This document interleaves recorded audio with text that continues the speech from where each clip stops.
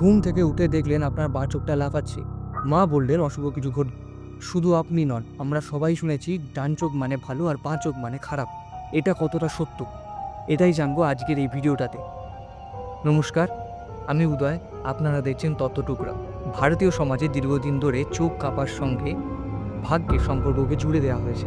পুরুষদের ক্ষেত্রে ডান চোখ লাফানো শুভ আর বাঁ চোখ লাফানো অশুভ, নারীদের ক্ষেত্রে উল্টো। এটা পাওয়া যায় অনেক প্রাচীন লোককথায়, জ্যোতিষশাস্ত্রে ও ধর্মীয় ব্যাখ্যা।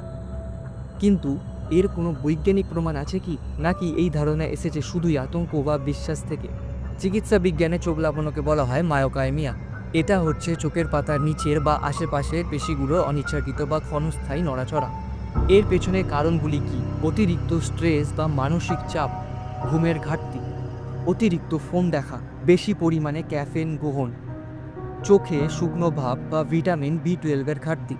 আপনি যদি দিনের পর দিন চাপের মধ্যে থাকেন বা আপনার শরীর ক্লান্ত থাকে, তাহলে চোখ এমন আচরণ করতেই পারে। এই জিনিসটা সাধারণত নিরীহ বা সাময়িক, অর্থাৎ আমরা যা ভাবি সেটা আসলে শরীরের স্বাভাবিক রেসপন্স। এর সঙ্গে ভবিষ্যৎ বা ভাগ্যের কোনো সম্পর্ক নেই। কিন্তু কেন আমরা এটা বিশ্বাস করি? আমরা মানুষ, যে কোনো ঘটনা ঘটলেই একটা অর্থ খুঁজে নিতে চাই।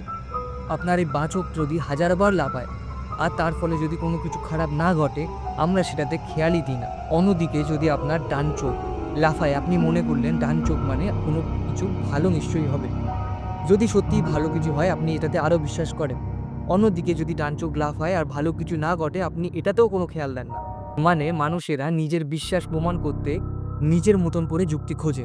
এবার আপনি বলুন, আপনি কি এখনও চোখ কাঁপার সাথে কোনো অশুভ কিছুর বিশ্বাস করেন, নাকি আজকের এই ভিডিওটা আপনার ধারণা বদলে দিয়েছে? কমেন্টে লিখুন আপনার অভিজ্ঞতা, লাইক দিন, শেয়ার করুন এবং সাবস্ক্রাইব করুন আমার এই তত্ত্বটুকরো চ্যানেলটিকে।